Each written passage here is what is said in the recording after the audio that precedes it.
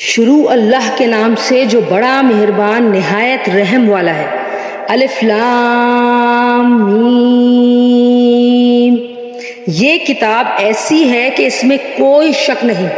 یہ ہدایت ہے ان ڈر رکھنے والوں کے لیے جو بے دیکھی چیزوں پر ایمان لاتے ہیں اور نماز قائم کرتے ہیں، اور جو کچھ ہم نے انہیں دیا ہے اس میں سے اللہ کی خوشنودی کے کاموں میں خرچ کرتے ہیں، اور جو اس وحی پر بھی ایمان لاتے ہیں جو آپ صلی اللہ علیہ وآلہ وسلم پر اتاری گئی، اور اس پر بھی جو آپ سے پہلے اتاری گئی، اور آخرت پر مکمل یقین رکھتے ہیں۔ یہ ہیں وہ لوگ جو اپنے پروردگار کی طرف سے صحیح راستے پر ہیں، اور یہی ہیں وہ لوگ جو فلاح پانے والے ہیں۔ بے شک وہ لوگ جنہوں نے کفر کو اپنا لیا ہے، ان کے حق میں دونوں باتیں برابر ہیں، چاہے آپ ان کو ڈرائیں چاہے نہ ڈرائیں، وہ ایمان نہیں لائیں گے۔ اللہ نے ان کے دلوں پر اور ان کے کانوں پر مہر لگا دی ہے، اور ان کی آنکھوں پر پردہ پڑا ہوا ہے، اور ان کے لیے زبردست عذاب ہے۔ جو کچھ وہ لوگ کہتے ہیں ہم اللہ پر اور یوم آخرت پر ایمان لے آئے، حالانکہ وہ حقیقت میں مومن نہیں، وہ اللہ کو اور ان لوگوں کو جو واقعی ایمان لا چکے ہیں دھوکہ دیتے ہیں، اور حقیقت تو یہ ہے کہ وہ اپنے سوا کسی اور کو دھوکہ نہیں دے رہے، لیکن انہیں اس بات کا احساس نہیں ہے۔ ان کے دلوں میں روگ ہے، چنانچہ اللہ نے ان کے روگ میں اور اضافہ کر دیا ہے، اور ان کے لیے دردناک سزا تیار ہے، کیونکہ وہ جھوٹ بولا کرتے تھے۔ اور جب ان سے کہا جاتا ہے کہ تم زمین میں فساد نہ مچاؤ، تو کہتے ہیں کہ ہم تو اصلاح کرنے والے ہیں۔ یاد رکھو یہ لوگ فساد پھیلانے والے ہیں، لیکن انہیں اس بات کا احساس نہیں ہے۔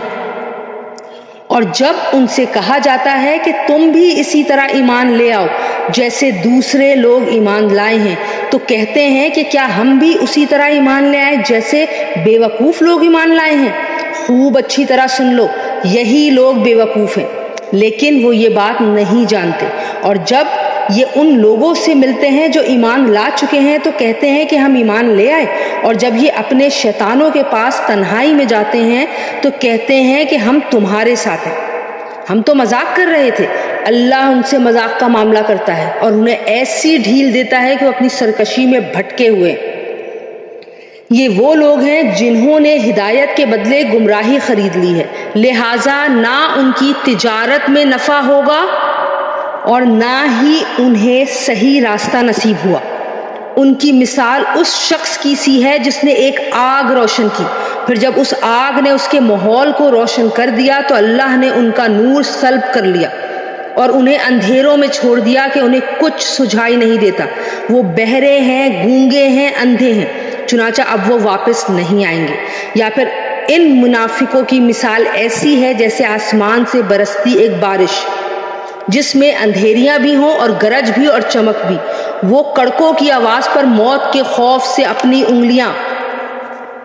اپنے کانوں میں دے لیتے ہیں، اور اللہ نے کافروں کو گھیرے میں لے رکھا ہے۔ ایسا لگتا ہے کہ بجلی ان کی آنکھوں کو اچک کر لے جائے گی۔ جب بھی بجلی ان کے لیے روشنی کر دیتی ہے وہ اس روشنی میں چل پڑتے ہیں، اور جب وہ ان پر اندھیرا کر دیتی ہے تو کھڑے کے کھڑے رہ جاتے ہیں، اور اگر اللہ چاہتا تو ان کے سننے اور دیکھنے کی طاقتیں چھین لیتا۔ بے شک اللہ ہر چیز پر قدرت رکھتا ہے۔ اے لوگو،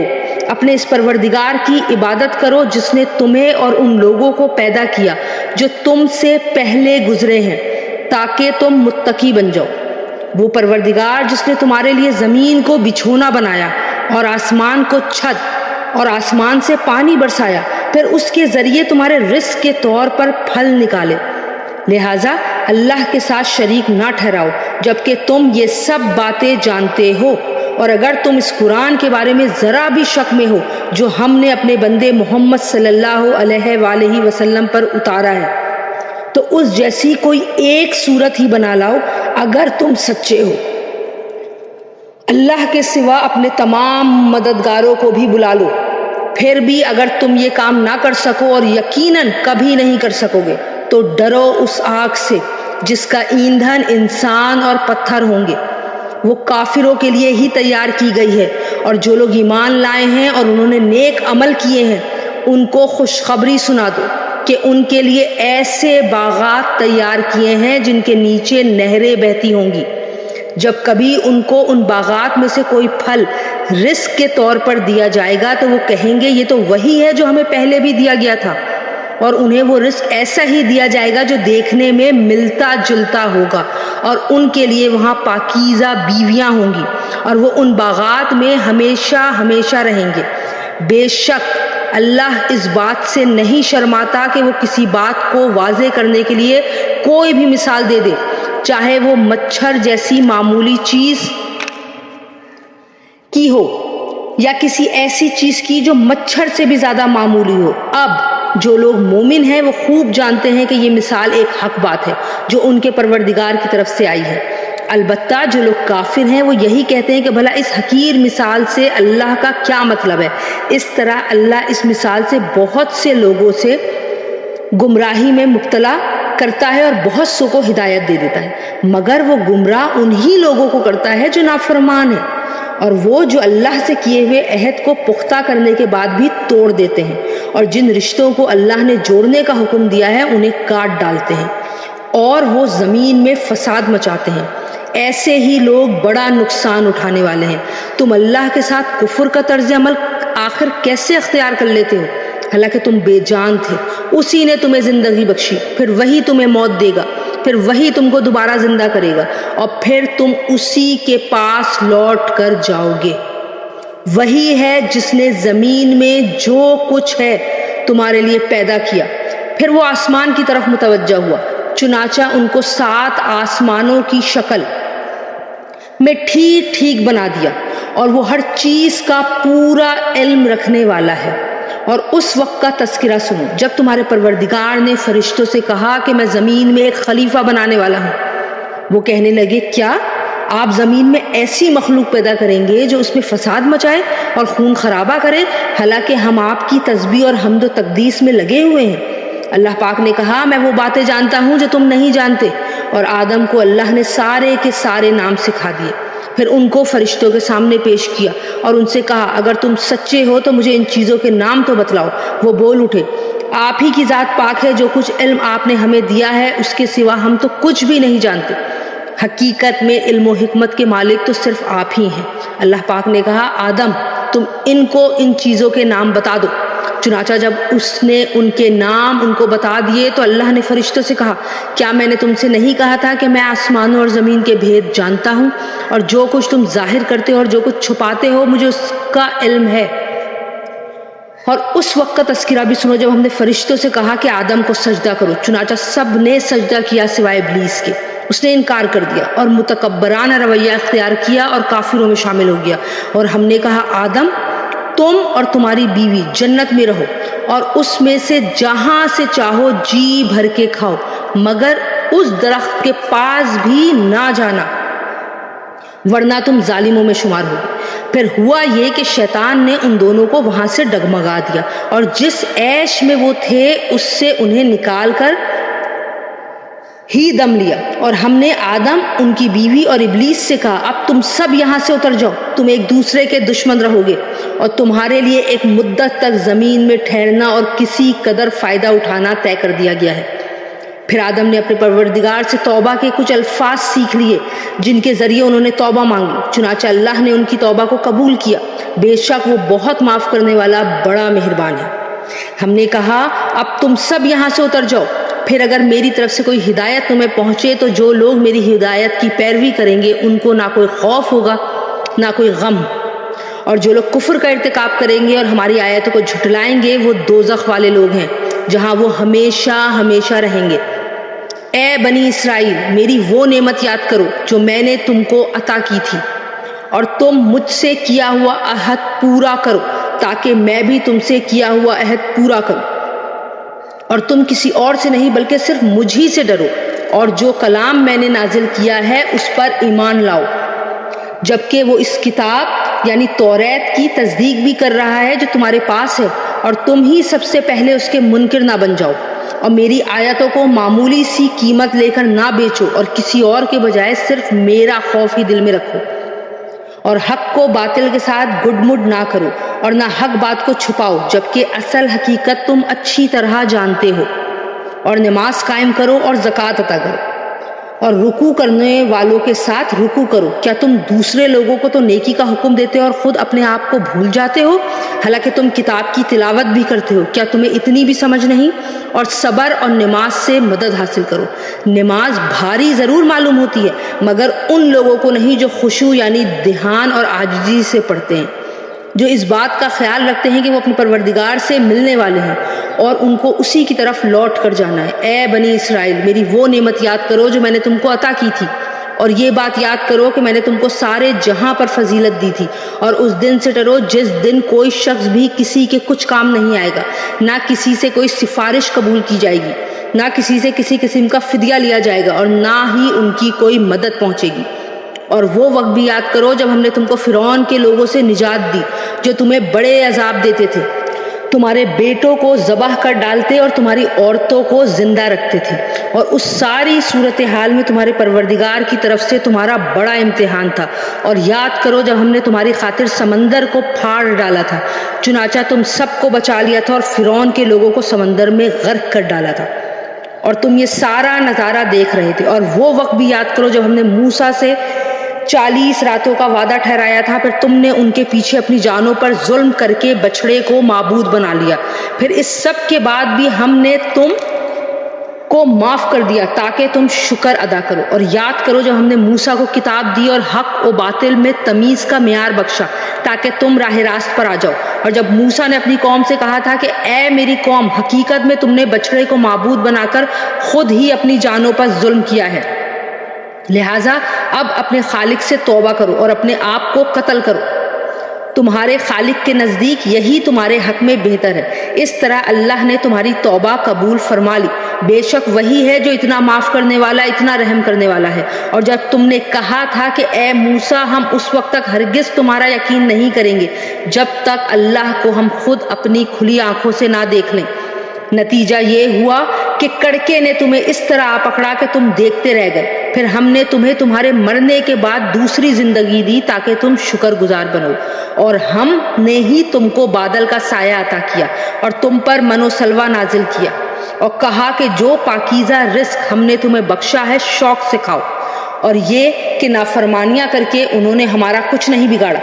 بلکہ وہ خود ہی اپنی جانوں پر ظلم کرتے رہے۔ اور وہ وقت بھی یاد کرو جب ہم نے کہا تھا کہ اس بستی میں داخل ہو جاؤ اور اس میں جہاں سے جی چاہو جی بھر کر کھاؤ، اور بستی کے دروازے میں جھکے ہوئے سروں کے ساتھ داخل ہونا، اور یہ کہتے جانا کہ یا اللہ ہم آپ کی بخشش کے طلبگار ہیں، اس طرح ہم تمہاری خطائیں معاف کر دیں گے اور نیکی کرنے والوں کو اور بھی زیادہ ثواب دیں گے۔ مگر ہوا یہ کہ جو بات ان سے کہی گئی تھی ظالموں نے اسے بدل کر ایک اور بات بنا ڈالی، نتیجہ اس کا یہ ہوا کہ جو نافرمانیاں وہ کرتے آ رہے تھے ہم نے ان کی سزا میں ان ظالموں پر آسمان سے عذاب نازل کیا۔ اور وہ وقت بھی یاد کرو جب موسیٰ نے اپنی قوم کے لیے پانی مانگا تو ہم نے کہا اپنی لاٹھی پتھر پر مارو، چنانچہ اس پتھر سے 12 چشمے پھوٹ پڑے، ہر ایک قبیلے نے اپنے پانی لینے کی جگہ کو معلوم کر لیا۔ ہم نے کہا اللہ کا دیا ہوا رزق کھاؤ پیو اور زمین میں فساد مت مچاتے پھرنا۔ اور وہ وقت بھی یاد کرو جب تم نے کہا تھا کہ اے موسیٰ، ہم ایک ہی کھانے پر صبر نہیں کر سکتے، لہٰذا ہماری خاطر اپنے پروردگار سے مانگیے کہ وہ ہمارے لیے کچھ وہ چیزیں پیدا کرے جو زمین اگایا کرتی ہے، یعنی زمین کی ترکاریاں، اس کی ککڑیاں، اس کا گندم، اس کی دالیں اور اس کی پیاز۔ موسیٰ نے کہا جو غذا بہتر تھی کیا تم اس کو ایسی چیزوں سے بدلنا چاہتے ہو جو گھٹیا درجے کی ہیں؟ خیر، ایک شہر میں جا اترو تو وہاں تمہیں وہ چیزیں مل جائیں گی جو تم نے مانگی ہیں۔ اور ان یہودیوں پر ذلت اور بے کسی کا ٹھپا لگا دیا گیا اور وہ اللہ کا غضب لے کر لوٹے۔ یہ سب اس لیے ہوا کہ وہ اللہ کی آیتوں کا انکار کرتے تھے اور پیغمبروں کو ناحق قتل کر دیا کرتے تھے۔ یہ سب اس لیے ہوا کہ انہوں نے نافرمانی کی اور وہ بے حد زیادتیاں کرتے تھے۔ حق تو یہ ہے کہ جو لوگ بھی خواہ وہ مسلمان ہوں یا یہودی یا نصرانی یا صابی، اللہ اور آخرت کے دن پر ایمان لے آئیں گے اور نیک عمل کریں گے، وہ اپنے پروردگار کے پاس اپنے اجر کے مستحق ہوں گے اور ان کو نہ کوئی خوف ہوگا نہ وہ کسی غم میں مبتلا ہوں گے۔ اور وہ وقت یاد کرو جب ہم نے تم سے توریت پر عمل کرنے کا عہد لیا تھا اور وہ کوہ طور کو تمہارے اوپر اٹھا کر کھڑا کر دیا گیا تھا کہ جو کتاب ہم نے تمہیں دی ہے اس کو مضبوطی سے تھامو اور اس میں جو کچھ لکھا ہے اس کو یاد رکھو تاکہ تمہیں تقوی حاصل ہو۔ اس سب کے باوجود تم دوبارہ راہ راست سے پھر گئے، چنانچہ اگر اللہ کا فضل اور رحمت تم پر نہ ہوتی تو تم ضرور سخت نقصان اٹھانے والوں میں شامل ہو جاتے، اور تم اپنے لوگوں کو اچھی طرح جانتے ہو جو سنیچر کے معاملے میں حد سے گزر گئے تھے۔ چنانچہ ہم نے ان سے کہا تھا کہ تم دھتکارے ہوئے بندر بن جاؤ، پھر ہم نے اس واقعے کو اس زمانے کے اور اس کے بعد کے لوگوں کے لیے عبرت اور ڈرنے والوں کے لیے نصیحت کا سامان بنا دیا۔ اور وہ وقت یاد کرو جب موسیٰ نے اپنی قوم سے کہا تھا کہ اللہ تمہیں حکم دیتا ہے کہ تم ایک گائے کو ذبح کرو۔ وہ کہنے لگے کہ کیا آپ ہمارا مذاق بناتے ہیں؟ موسیٰ نے کہا میں اس بات سے اللہ کی پناہ مانگتا ہوں کہ میں ایسے نادانوں میں شامل ہوں جو مذاق میں بھی جھوٹ بولیں۔ انہوں نے کہا کہ آپ ہماری خاطر اپنے رب سے درخواست کر دیجئے کہ ہمیں صاف صاف بتائے کہ وہ گائے کیسی ہو۔ اس نے کہا اللہ فرماتا ہے کہ وہ ایسی گائے ہو کہ نہ بہت بوڑھی ہو اور نہ بچی، بلکہ ان دونوں کے بیچ بیچ میں ہو۔ بس اب جو حکم تمہیں دیا گیا اس پر عمل کر لو۔ کہنے لگے آپ ہماری خاطر اپنے رب سے درخواست کیجئے کہ ہمیں صاف صاف بتائے کہ اس کا رنگ کیسا ہو۔ موسیٰ نے کہا اللہ فرماتا ہے کہ وہ ایسے تیز زرد رنگ کی گائے ہو جو دیکھنے والوں کا دل خوش کر دے۔ انہوں نے کہا پھر آپ ہماری خاطر اپنے رب سے ایک بار پھر درخواست کیجئے کہ ہمیں صاف صاف بتائے کہ وہ گائے کیسی ہو۔ اس گائے نے تو ہمیں شبے میں ڈال دیا ہے اور اللہ نے چاہا تو ہم ضرور اس کا پتہ لگا لیں گے۔ موسیٰ نے کہا اللہ فرماتا ہے کہ وہ ایسی گائے ہو جو کام میں جت کر زمین میں ہل نہ چلاتی ہو اور نہ کھیتی کو پانی دیتی ہو، پوری طرح صحیح سالم ہو جس میں کوئی داغ نہ ہو۔ انہوں نے کہا ہاں اب ٹھیک ٹھیک پتہ کر کے آئے ہیں۔ اس کے بعد انہوں نے اسے ذبح کیا جبکہ لگتا نہیں تھا کہ وہ کر پائیں گے۔ اور یاد کرو جب تم نے ایک شخص کو قتل کر دیا تھا اور اس کے بعد اس کا الزام ایک دوسرے پر ڈال رہے تھے، اور اللہ کو وہ راہ نکال باہر کرنا تھا جو تم چھپائے ہوئے تھے۔ چنانچہ ہم نے کہا کہ اس مقتول کو اس گائے کے ایک حصے سے مارو، اسی طرح اللہ مردوں کو زندہ کرتا ہے اور تمہیں اپنی قدرت کی نشانیاں دکھاتا ہے تاکہ تم سمجھ سکو۔ اس سب کے بعد تمہارے دل پر سخت ہو گئے، یہاں تک کہ وہ ایسے ہو گئے جیسے پتھر، بلکہ سختی میں کچھ ان سے بھی زیادہ، کیونکہ پتھروں میں سے کچھ ایسے بھی ہوتے ہیں جن سے نہریں پھوٹ بہتی ہیں، اور انہی میں سے کچھ وہ ہوتے ہیں جو خود پھٹ پڑتے ہیں اور ان سے پانی نکل آتا ہے، اور انہی میں وہ پتھر بھی ہیں جو اللہ کے خوف سے لڑک جاتے ہیں۔ اور اس کے برخلاف جو کچھ تم کر رہے ہو اللہ اس سب سے بے خبر نہیں ہے۔ مسلمانوں کیا اب بھی تمہیں یہ لالچ ہے کہ یہ لوگ تمہارے کہنے سے ایمان لے آئیں گے؟ حالانکہ ان میں سے ایک گروہ کے لوگ اللہ کا کلام سنتے تھے، پھر اس کو اچھی طرح سمجھنے کے بعد بھی جانتے بوجھتے اس میں تحریف کر ڈالتے تھے۔ اور جب یہ لوگ ان مسلمانوں سے ملتے ہیں جو پہلے ایمان لا چکے ہیں تو زبان سے کہہ دیتے ہیں کہ ہم بھی ایمان لے آئے ہیں، اور جب یہ ایک دوسرے کے ساتھ تنہائی میں جاتے ہیں تو آپس میں ایک دوسرے سے کہتے ہیں کہ کیا تم ان مسلمانوں کو وہ باتیں بتاتے ہو جو اللہ تعالیٰ نے تم پر کھولی ہیں تاکہ یہ مسلمان تمہارے پروردگار کے پاس جا کر انہیں تمہارے خلاف دلیل کے طور پہ پیش کریں؟ کیا تمہیں اتنی بھی عقل نہیں؟ کیا یہ لوگ جو ایسی باتیں کرتے ہیں یہ نہیں جانتے کہ اللہ کو ان ساری باتوں کا خوب علم ہے جو وہ چھپاتے ہیں اور جو وہ ظاہر کرتے ہیں؟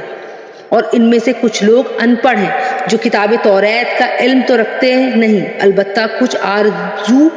پکائے بیٹھے ہیں اور ان کا کام بس یہ ہے کہ وہم و گمان باندھتے رہتے ہیں۔ لہٰذا تباہی ہے ان لوگوں کی جو اپنے ہاتھوں سے کتاب لکھتے ہیں پھر لوگوں سے کہتے ہیں کہ یہ اللہ کی طرف سے ہے تاکہ اس کے ذریعے تھوڑی سی آمدنی کما لیں۔ بس تباہی ہے ان لوگوں پر جو اس تحریر کی وجہ سے بھی جو ان کے ہاتھوں نے لکھی، اور تباہی ہے ان پر اس آمدنی کی وجہ سے بھی جو وہ کماتے ہیں۔ اور یہودیوں نے کہا ہے کہ ہمیں گنتی کے چند دنوں کے علاوہ آگ ہرگز نہیں چھوئے گی۔ آپ ان سے کہیے کیا تم نے اللہ کی طرف سے کوئی عہد لے رکھا ہے جس کی بنا پر وہ اپنے عہد کی خلاف ورزی نہیں کر سکتا، یا تم اللہ کے ذمہ وہ بات لگا رہے ہو جس کا تمہیں کچھ پتہ نہیں؟ آگ تمہیں کیوں نہیں چھوئے گی؟ جو لوگ بھی بدی کماتے ہیں اور ان کی بدی انہیں گھیر لیتی ہے تو ایسے لوگ ہی دوزخ کے باسی ہیں، وہ ہمیشہ ہمیشہ اسی میں رہیں گے۔ اور جو لوگ ایمان لاتے ہیں اور نیک عمل کرتے ہیں تو وہ جنت کے باسی ہیں، وہ ہمیشہ ہمیشہ اسی جنت میں رہیں گے۔ اور وہ وقت یاد کرو جب ہم نے بنی اسرائیل سے پکا عہد لیا تھا کہ تم اللہ کے سوا کسی کی عبادت نہیں کرو گے، اور والدین سے اچھا سلوک کرو گے اور رشتہ داروں سے بھی اور یتیموں اور مسکینوں سے بھی اور لوگوں سے بھلی بات کہنا اور نماز قائم کرنا اور زکوٰۃ دینا، مگر پھر تم میں سے تھوڑے سے لوگوں کے سوا باقی سب اس عہد سے منہ موڑ کر پھر گئے۔ اور یاد کرو جب ہم نے تم سے پکا عہد کر لیا تھا کہ تم ایک دوسرے کا خون نہیں بہاؤ گے اور اپنے آدمیوں کو اپنے گھروں سے نہیں نکالو گے، پھر تم نے اقرار کیا تھا اور تم خود اس کے گواہ ہو۔ اس کے بعد آج تم ہی وہ لوگ ہو کہ اپنے ہی آدمیوں کو قتل کرتے ہو اور اپنے ہی میں سے کچھ لوگوں کو ان کے گھروں سے نکال باہر کرتے ہو اور ان کے خلاف گناہ اور زیادتی کا ارتکاب کر کے ان کے دشمنوں کی مدد کرتے ہو، اور اگر وہ دشمنوں کے قیدی بن کر تمہارے پاس آ جاتے ہیں تو تم ان کو فدیہ دے کر چھڑا لیتے ہو، حالانکہ ان کو گھروں سے نکالنا ہی تمہارے لیے حرام تھا۔ تو کیا تم کتاب توریت کے کچھ حصے پر تو ایمان رکھتے ہو اور کچھ کا انکار کرتے ہو؟ اب بتاؤ کہ جو شخص ایسا کرے اس کی سزا اس کے سوا کیا ہے کہ دنیوی زندگی میں اس کی رسوائی ہو اور قیامت کے دن ایسے لوگوں کو سخت ترین عذاب کی طرف بھیج دیا جائے گا۔ اور جو کچھ تم عمل کرتے ہو اللہ اس سے غافل نہیں ہے۔ یہ ہیں وہ لوگ جنہوں نے دینوی زندگی کو آخرت کے بدلے خرید لیا ہے، لہٰذا نہ ان کے عذاب میں کوئی تخفیف ہوگی اور نہ ان کی مدد کی جائے گی۔ اور بے شک ہم نے موسیٰ کو کتاب دی اور اس کے بعد پے در پے رسول بھیجے، اور ہم نے عیسیٰ ابن مریم کو کھلی کھلی نشانیاں دی اور روح القدس سے ان کی تائید کی۔ پھر آخر یہ کیا معاملہ ہے کہ جب کوئی بھی رسول تمہارے پاس کوئی ایسی بات لے کر آیا جو تمہاری نفسانی خواہشات کو پسند نہیں تھی تو تم اکڑ گئے؟ چنانچہ بعض انبیاء کو تم نے جھٹلایا اور بعض کو بے دردی سے قتل کر دیا، اور یہ لوگ کہتے ہیں کہ ہمارے دل غلاف میں ہیں، نہیں بلکہ ان کے کفر کی وجہ سے اللہ نے ان پر پھٹکار ڈال رکھی ہے، اس لیے وہ کم ہی ایمان لاتے ہیں۔ اور جب ان کے پاس اللہ کی طرف سے وہ کتاب آئی یعنی کہ قرآن پاک جو اس تورات کی بھی تصدیق کرتی ہے جو پہلے سے ان کے پاس ہے، تو ان کا طرز عمل دیکھو ذرا۔ باوجود یہ کہ خود شروع میں کافروں یعنی بت پرستوں کے خلاف اس کتاب کے حوالے سے اللہ سے فتح کی دعائیں مانگا کرتے تھے، مگر جب وہ چیز ان کے پاس آ گئی جسے انہوں نے پہچان بھی لیا تو اس کا انکار کر بیٹھے۔ بس پھٹکار ہے اللہ کی ایسے کافروں پر، بری ہے وہ قیمت جس کے بدلے انہوں نے اپنی جانوں کو بیچ ڈالا ہے، کہ یہ اللہ کی نازل کی ہوئی کتاب کا صرف اس جلن کی بنا پر انکار کر رہے ہیں کہ اللہ اپنے فضل کا کوئی حصہ یعنی وہی اپنے بندوں میں سے جس پر چاہ رہا ہے کیوں اتار رہا ہے۔ چنانچہ یہ اپنی اس جلن کی وجہ سے غضب بالائے غضب لے کر لوٹے ہیں، اور کافر لوگ ذلت آمیز سزا کے مستحق ہیں۔ اور جب ان سے کہا جاتا ہے کہ اللہ نے جو کلام اتارا ہے اس پر ایمان لے آؤ، تو وہ کہتے ہیں کہ ہم تو صرف اسی کلام پر ایمان رکھیں گے جو ہم پر نازل کیا گیا ہے یعنی کہ توریت، اور وہ اس کے سوا دوسری آسمانی کتابوں کا انکار کرتے ہیں حالانکہ وہ بھی حق ہیں، اور جو کتاب ان کے پاس ہے وہ اس کی تصدیق بھی کرتی ہے۔ اے پیغمبر تم ان سے کہو کہ اگر تم واقعی توریت پر ایمان رکھتے تھے تو اللہ کے نبیوں کو پہلے زمانے میں قتل کیوں کرتے رہے ہو؟ اور خود موسیٰ تمہارے پاس روشن نشانیاں لے کر آئے، پھر تم نے ان کے پیٹھ پیچھے یہ ستم ڈھایا کہ گائے کے بچڑے کو معبود بنا لیا۔ اور وہ وقت بھی یاد کرو جب ہم نے تم سے عہد لیا اور تمہارے اوپر طور کو بلند کر دیا اور یہ کہا کہ جو کچھ ہم نے تم کو دیا ہے اس کو مضبوطی سے تھامو اور جو کچھ کہا جائے اسے ہوش سے سنو۔ کہنے لگے ہم نے پہلے بھی سن لیا تھا مگر عمل نہیں کیا تھا، اب بھی ایسا ہی کریں گے، اور دراصل ان کے کفر کی نحوست سے ان کے دلوں میں بچھڑا بسا ہوا تھا۔ آپ ان سے کہیے کہ اگر تم مومن ہو تو کتنی بری ہیں وہ باتیں جو تمہارا ایمان تمہیں تلقین کر رہا ہے۔ آپ ان سے کہیے کہ اگر اللہ کے نزدیک آخرت کا گھر تمام انسانوں کو چھوڑ کر صرف تمہارے ہی لیے مخصوص ہے جیسا کہ تمہارا کہنا ہے، تو موت کی تمنا تو کر کے دکھاؤ اگر واقعی سچے ہو۔ اور ہم بتائے دیتے ہیں کہ انہوں نے اپنے جو کرتوت آگے بھیج رکھے ہیں ان کی وجہ سے یہ کبھی ایسی تمنا نہیں کریں گے۔ اللہ ظالموں کو خوب جانتا ہے، بلکہ یقیناً تم ان لوگوں کو پاؤ گے کہ انہیں زندہ رہنے کی حرص دوسرے تمام انسانوں سے زیادہ ہے، یہاں تک کہ مشرکین سے بھی زیادہ۔ ان میں کا ایک ایک شخص یہ چاہتا ہے کہ 1000 سال عمر پائے، حالانکہ کسی کا بڑی عمر پا لینا اسے عذاب سے دور نہیں کر سکتا، اور یہ جو عمل بھی کرتے ہیں اللہ اسے اچھی طرح دیکھ رہا ہے۔ اے پیغمبر کہہ دو کہ اگر کوئی شخص جبرائیل کا دشمن ہے تو ہوا کرے، انہوں نے تو یہ کلام اللہ کی اجازت سے تمہارے دل پر اتارا ہے، جو اپنے سے پہلے کی کتابوں کی تصدیق کر رہا ہے، اور ایمان والوں کے لیے مجسم ہدایت اور خوشخبری ہے۔ اگر کوئی شخص اللہ کا اور اس کے فرشتوں اور رسولوں کا اور جبرائیل اور میکائیل کا دشمن ہے تو وہ سن لے، اللہ کافروں کا دشمن ہے۔ اور بے شک ہم نے آپ پر ایسی آیتیں اتاری ہیں جو حق کو آشکار کرنے والی ہیں، اور ان کا انکار وہی لوگ کرتے ہیں جو نافرمان ہیں۔ یہ آخر کیا معاملہ ہے کہ ان لوگوں نے جب کوئی عہد کیا ان کے ایک گروہ نے اسے ہمیشہ توڑ پھینکا، بلکہ ان میں سے اکثر لوگ ایمان لاتے ہی نہیں، اور جب ان کے پاس اللہ کی طرف سے ایک رسول آئے جو اس توریت کی تصدیق کر رہے تھے جو ان کے پاس ہے، تو اہل کتاب میں سے ایک گروہ نے اللہ کی کتاب توریت و انجیل کو اس طرح پس پش ڈال دیا گویا وہ کچھ جانتے ہی نہیں تھے کہ اس میں نبی آخر الزماں صلی اللہ علیہ وآلہ وسلم کے بارے میں کیا ہدایات دی گئی تھیں۔ اور یہ بنی اسرائیل ان منتروں کے پیچھے لگ گئے جو سلیمان علیہ السلام کی سلطنت کے زمانے میں شیاطین پڑھا کرتے تھے، اور سلیمان علیہ السلام نے کوئی کفر نہیں کیا تھا، البتہ شیاطین لوگوں کو جادو کی تعلیم دے کر کفر کا ارتکاب کرتے تھے۔ نیز یہ بنی اسرائیل اس چیز کے پیچھے لگ گئے جو شہر بابل میں ہاروت اور ماروت نامی دو فرشتوں پر نازل کی گئی۔ یہ دو فرشتے کسی کو اس وقت تک کوئی تعلیم نہیں دیتے تھے جب تک اس سے یہ نہ کہہ دیں کہ ہم محض آزمائش کے لیے بھیجے گئے ہیں، لہٰذا تم جادو کے پیچھے لگ کر کفر اختیار نہ کرنا۔ پھر بھی یہ لوگ ان سے وہ چیز سے سیکھ لیتے تھے جس کے ذریعے مرد اور اس کی بیوی میں جدائی پیدا کر دیتے تھے۔ ویسے یہ واضح رہے کہ وہ اس کے ذریعے کسی کو اللہ کی مشیت کے بغیر کوئی نقصان نہیں پہنچا سکتے تھے، مگر وہ ایسی باتیں سیکھتے تھے جو ان کے لیے نقصان دہ تھیں اور فائدہ مند نہ تھیں، اور وہ یہ بھی خوب جانتے تھے کہ جو شخص ان چیزوں کا خریدار بنے گا آخرت میں اس کا کوئی حصہ نہیں ہوگا، اور حقیقت یہ ہے کہ وہ چیز بہت بری تھی جس کے بدلے انہوں نے اپنی جانیں بیچ ڈالی۔ کاش کہ ان کو اس بات کا حقیقی علم ہوتا، اور اس کے برعکس اگر وہ ایمان اور تقوی اختیار کرتے تو اللہ کے پاس سے ملنے والا ثواب یقیناً کہیں زیادہ بہتر ہوتا۔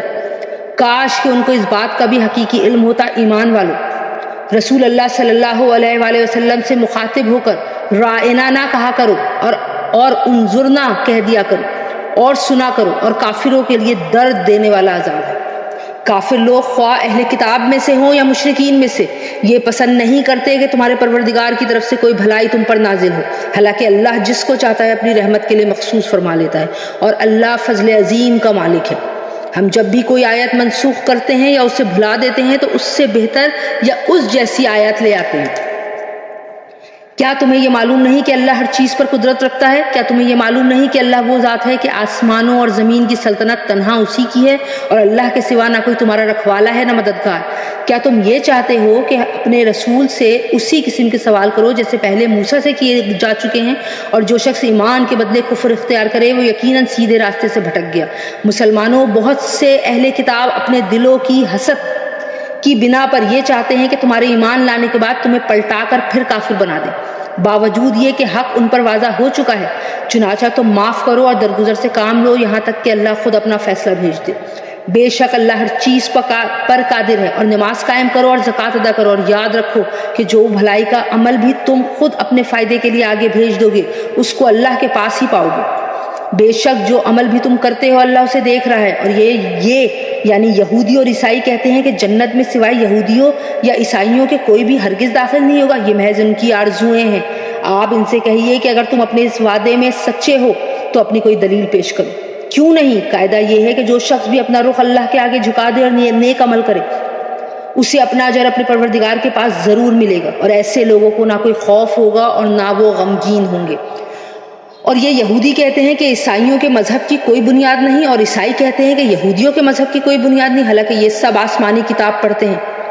اسی طرح وہ مشرکین جن کے پاس کوئی آسمانی علم ہی سرے سے نہیں ہے، انہوں نے بھی ان اہل کتاب کی جیسے باتیں کہنے شروع کر دی ہیں۔ چنانچہ اللہ ہی قیامت کے دن ان کے درمیان ان باتوں کا فیصلہ کرے گا جن میں یہ اختلاف کرتے ہیں۔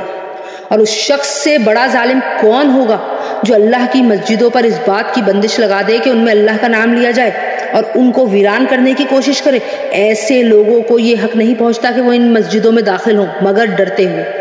ایسے لوگوں کے لیے دنیا میں رسوائی ہی رسوائی ہے، انہیں آخرت میں زبردست عذاب ہوگا۔ اور مشرق و مغرب سب اللہ ہی کے ہیں، لہذا جس طرف بھی تم رخ کرو گے وہیں اللہ کا رخ ہے۔ بے شک اللہ بہت وسعت والا، بہت بڑا علم رکھنے والا ہے۔ یہ لوگ کہتے ہیں کہ اللہ نے کوئی بیٹا بنایا ہوا ہے، حالانکہ اس بات کی کوئی دلیل نہیں۔ اس کی ذات اس قسم کی چیزوں سے پاک ہے، بلکہ آسمانوں اور زمین میں جو کچھ ہے سب کچھ اسی کا ہے۔ سب کے سب اس کے فرما بردار ہیں. وہ آسمانوں اور زمین کا موجد ہے، اور جب وہ کسی بات کا فیصلہ کرتا ہے تو اس کے بارے میں بس اتنا کہہ دیتا ہے کہ ہو جا، چنانچہ وہ ہو جاتی ہے. اور جو لوگ علم نہیں رکھتے وہ کہتے ہیں کہ اللہ ہم سے براہ راست کیوں بات نہیں کرتا، یا ہمارے پاس کوئی نشانی ہی کیوں نہیں آ جاتی. جو لوگ ان سے پہلے گزرے ہیں وہ بھی اسی طرح کی باتیں کہتے تھے جیسے یہ کہتے ہیں. ان سب کے دل ایک جیسے ہیں. حقیقت یہ ہے کہ جو لوگ یقین کرنا چاہیں ان کے لیے ہم نشانیاں پہلے ہی واضح کر چکے. اے پیغمبر صلی اللہ علیہ وآلہ وسلم، بے شک ہم نے تمہیں حق دے کر اس طرح بھیجا ہے کہ تم جنت کی خوشخبری دو اور جہنم سے ڈراؤ. اور جو لوگ اپنی مرضی سے جہنم کا راستہ اختیار کر چکے ہیں ان کے بارے میں آپ سے کوئی باز پرس نہیں ہوگی. اور یہود و نصارہ تم سے اس وقت تک ہرگز راضی نہیں ہوں گے جب تک تم ان کے مذہب کی پیروی نہیں کرو گے. کہہ دو کہ حقیقی ہدایت تو اللہ ہی کی ہدایت ہے، اور تمہارے پاس وحی کے ذریعے جو علم آ گیا ہے، اگر کہیں تم نے بھی اس کے بعد بھی ان لوگوں کی خواہشات کی پیروی کر لی تو تمہیں اللہ سے بچانے کے لیے نہ کوئی حمایتی ملے گا نہ کوئی مددگار. جن لوگوں کو ہم نے کتاب دی جبکہ وہ اس کی تلاوت اس طرح کرتے ہوں جیسے اس تلاوت کا حق ہے، تو وہ لوگ ہی در حقیقت اس پر ایمان رکھتے ہیں. اور جو اس کا انکار کرتے ہوں تو ایسے لوگ ہی نقصان اٹھانے والے ہیں. اے بنی اسرائیل، میری وہ نعمت یاد کرو جو میں نے تم کو عطا کی تھی، اور یہ بات یاد کرو کہ میں نے تم کو سارے جہانوں پر فضیلت دی تھی. اور اس دن سے ڈرو جس دن کوئی شخص بھی کسی کے کچھ کام نہیں آئے گا، نہ کسی سے کسی قسم کا فدیہ قبول کیا جائے گا، نہ اس کو کوئی سفارش فائدہ دے گی اور نہ ان کو کوئی مدد پہنچے گی. اور وہ وقت یاد کرو جب ابراہیم کو ان کے پروردگار نے کئی باتوں سے آزمایا اور انہوں نے وہ ساری باتیں پوری کی. اللہ نے ان سے کہا میں تمہیں تمام انسانوں کا پیشوا بنانے والا ہوں. ابراہیم نے پوچھا اور میری اولاد میں سے؟ اللہ نے فرمایا یہ میرا عہد ظالموں کو شامل نہیں ہے. اور وہ وقت یاد کرو جب ہم نے بیت اللہ کو لوگوں کے لیے ایسی جگہ بنایا جس کی طرف وہ لوٹ لوٹ کر جائیں اور جو سراپا امن ہو. اور تم مقام ابراہیم کو نماز پڑھنے کی جگہ بنا لو. اور ہم نے ابراہیم اور اسماعیل کو یہ تاکید کی کہ تم دونوں میرے گھر کو ان لوگوں کے لیے پاک کرو جو یہاں طواف کریں اور اعتکاف میں بیٹھیں اور رکوع اور سجدہ بجا لائیں. اور وہ وقت بھی یاد کرو جب ابراہیم نے کہا تھا کہ اے میرے پروردگار اس کو ایک پرامن شہر بنا دیجیے اور اس کے باشندوں میں سے جو اللہ اور یوم آخرت پر ایمان لائیں انہیں قسم قسم کی پھلوں سے رزق عطا فرمائیے. اللہ نے کہا اور جو کفر اختیار کرے گا اس کو بھی میں کچھ عرصے کے لیے لطف اٹھانے کا موقع دے دوں گا، مگر پھر اسے دوزخ کے عذاب کی طرف کھینچ کر لے جاؤں گا اور وہ ایک بدترین ٹھکانہ ہے. اور اس وقت کا تصور کرو جب ابراہیم بیت اللہ کی بنیاد اٹھا رہے تھے اور اسماعیل بھی ان کے ساتھ شریک تھے، اور دونوں یہ کہتے جاتے تھے کہ اے ہمارے پروردگار ہم سے یہ خدمت قبول فرما لے، بے شک تو اور صرف تو ہی ہر ایک کی سننے والا ہر ایک کو جاننے والا ہے. اے ہمارے پروردگار ہم دونوں کو اپنا مکمل فرما بردار بنا لے اور ہماری نسل سے بھی ایسی امت پیدا کر جو تیری پوری طرح تابعدار ہو، اور ہم کو ہماری عبادتوں کے طریقے سکھا دے اور ہماری توبہ قبول فرما لے. بے شک تو اور صرف تو ہی معاف کر دینے کا خوگر اور بڑی رحمت کا مالک ہے. اور ہمارے پروردگار ان میں سے ایک ایسا رسول بھی بھیجنا جو انہی میں سے ہو جو ان کے سامنے تیری آیتوں کی تلاوت کرے، انہیں کتاب اور حکمت کی تعلیم دے اور ان کو پاکیزہ بنائے. بے شک تیری اور صرف تیری ذات وہ ذات ہے جس کا اقتدار بھی کامل ہے، جس کی حکمت بھی کامل. اور کون ہے جو ابراہیم کے طریقے سے انحراف کرے سوائے اس شخص کے جو خود اپنے آپ کو حماقت میں مبتلا کر چکا ہو. حقیقت تو یہ ہے کہ ہم نے دنیا میں انہیں اپنے لیے چن لیا تھا اور آخرت میں ان کا شمار صالحین میں ہوگا. جب ان کے پروردگار نے ان سے کہا کہ سر تسلیم خم کر دو تو فوراً بولے میں نے رب العالمین کے ہر حکم کے آگے سر جھکا دیا. اور اسی بات کی ابراہیم نے اپنے بیٹوں کو بھی وصیت کی اور یعقوب نے بھی اپنے بیٹوں کو کی کہ اے میرے بیٹو اللہ نے یہ دین تمہارے لیے منتخب فرما لیا ہے، لہٰذا تمہیں موت بھی آئے تو اس حالت میں آئے کہ تم مسلم ہو.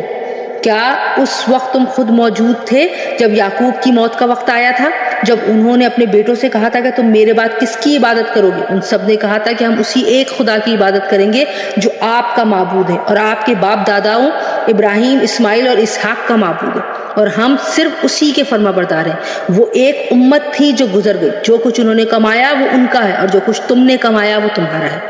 اور تم سے یہ نہیں پوچھا جائے گا کہ وہ کیا عمل کرتے تھے. اور یہ یہودی اور عیسائی مسلمانوں سے کہتے ہیں کہ تم یہودی یا عیسائی ہو جاؤ، راہ راست پر آ جاؤ گے. کہہ دو کہ نہیں، بلکہ ہم تو ابراہیم کے دین کی پیروی کریں گے جو ٹھیک سیدھی راستے پر تھی، اور وہ ان لوگوں میں سے نہ تھے جو اللہ کے ساتھ کسی کو شریک ٹھہراتے ہیں. مسلمانوں کہہ دو کہ ہم اللہ پر ایمان لائے ہیں اور اس کلام پر بھی جو ہم پر اتارا گیا، اور اس پر بھی جو ابراہیم، اسماعیل، اسحاق، یعقوب اور ان کی اولاد پر اتارا گیا، اور اس پر بھی جو موسیٰ اور عیسیٰ کو دیا گیا، اور اس پر بھی جو دوسرے پیغمبروں کو ان کے پروردگار کی طرف سے عطا ہوا۔ ہم ان پیغمبروں کے درمیان کوئی تفریق نہیں کرتے اور ہم اسی ایک خدا کے تابع فرمانبردار ہیں۔ اس کے بعد اگر یہ لوگ بھی اسی طرح ایمان لے آئیں جیسے تم ایمان لائے ہو تو یہ راہ راست پر آ جائیں گے، اور اگر یہ منہ موڑ لیں تو در حقیقت وہ دشمنی میں پڑ گئے ہیں۔ اب اللہ تمہاری حمایت میں عنقریب ان سے نمٹ لے گا، اور وہ ہر بات کا سننے والا اور ہر بات کا جاننے والا ہے۔ اے مسلمانوں، کہہ دو کہ ہم پر تو اللہ نے اپنا رنگ چڑھا دیا ہے، اور وہ کون ہے جو اللہ سے بہتر رنگ چڑھائے، اور ہم صرف اسی کی عبادت کرتے ہیں۔ کہہ دو کہ کیا تم ہم سے اللہ کے بارے میں حجت کرتے ہو، حالانکہ وہ ہمارا بھی پروردگار ہے اور تمہارا بھی پروردگار۔ یہ اور بات ہے کہ ہمارے اعمال ہمارے لیے ہیں اور تمہارے اعمال تمہارے لیے، اور ہم نے تو اپنی بندگی اسی کے لیے خاص کر لی ہے۔ بھلا کیا تم یہ کہتے ہو کہ ابراہیم، اسماعیل، اسحاق، یعقوب اور ان کی اولادیں یہودی یا نصرانی تھیں؟ اے پیغمبر، ان سے کہو کیا تم زیادہ جانتے ہو یا اللہ زیادہ جانتا ہے؟ اور اس شخص سے بڑا ظالم کون ہوگا جو ایسی شہادت کو چھپائے جو اس کے پاس اللہ کی طرف سے پہنچی ہو، اور جو کچھ تم کرتے ہو اللہ اس سے بے خبر نہیں ہے۔ بہرحال وہ ایک امت تھی جو گزر گئی، جو کچھ انہوں نے کمایا وہ ان کا ہے، جو کچھ تم نے کمایا وہ تمہارا ہے، اور تم سے یہ نہیں پوچھا جائے گا کہ وہ کیا عمل کرتے تھے۔ اب یہ بیوقوف لوگ کہیں گے کہ آخر وہ کیا چیز ہے جس نے ان مسلمانوں کو اس قبیلے سے رخ پھیرنے پر آمادہ کر دیا جس کی طرف وہ منہ کرتے چلے آ رہے تھے۔ چنانچہ آپ کہہ دیجئے کہ مشرق اور مغرب سب اللہ ہی کے ہیں، وہ جس کو چاہتا ہے سیدھی راہ کی ہدایت کر دیتا ہے۔ اور مسلمانوں، اسی طرح تو ہم نے تم کو ایک معتدل امت بنا دیا تاکہ تم دوسرے لوگوں پر گواہ بنو اور رسول تم پر گواہ بنے، اور جس قبیلے پر تم پہلے کاربند تھے اسے ہم نے کسی اور وجہ سے نہیں بلکہ صرف یہ دیکھنے کے لیے مقرر کیا تھا کہ کون رسول کا حکم مانتا ہے اور کون الٹے پاؤں پھر جاتا ہے۔ اور اس میں کوئی شک نہیں کہ یہ بات بہت بڑی تھی اور بڑی مشکل بھی، لیکن ان لوگوں کے لیے ذرا بھی مشکل نہ ہوئی جن کو اللہ نے ہدایت دے دی تھی، اور اللہ تعالیٰ ایسا نہیں ہے کہ تمہارے ایمان کو ضائع کر دے۔ در حقیقت اللہ لوگوں پر بہت شفقت کرنے والا بڑا مہربان ہے۔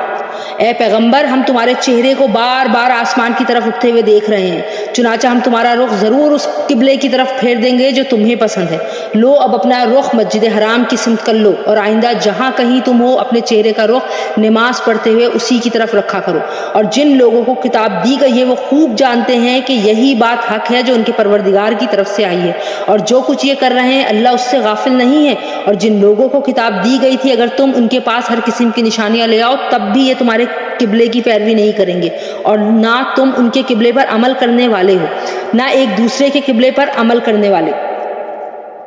اور جو علم تمہارے پاس آ چکا اس کے بعد اگر کہیں تم نے ان کی خواہشات کی پیروی کر لی تو اس صورت میں یقیناً تمہارا شمار ظالموں میں ہوگا۔ جن لوگوں کو ہم نے کتاب دی ہے وہ اس کو اتنی اچھی طرح پہچانتے ہیں جیسے اپنے بیٹوں کو پہچانتے ہیں، اور یقین جانو کہ ان میں سے کچھ لوگوں نے حق کو جان بوجھ کر چھپا رکھا ہے، اور حق وہی ہے جو تمہارے پروردگار کی طرف سے آیا ہے، لہذا شک کرنے والوں میں ہرگز شامل نہ ہو جانا۔ اور ہر گروہ کی ایک سمت ہے جس کی طرف وہ رخ کرتا ہے، لہذا تم نیک کاموں میں ایک دوسرے سے آگے بڑھنے کی کوشش کرو۔ تم جہاں بھی ہوگے اللہ تم سب کو اپنے پاس لے آئے گا، یقیناً اللہ ہر چیز پر قادر ہے۔ اور تم جہاں سے بھی سفر کرنے کے لیے نکلو اپنا منہ نماز کے وقت مسجد حرام کی طرف کر لیا کرو، اور یقیناً یہی بات حق ہے جو تمہارے پروردگار کی طرف سے آئی ہے، اور جو کچھ تم کرتے ہو اللہ کو اس کی پوری پوری خبر ہے۔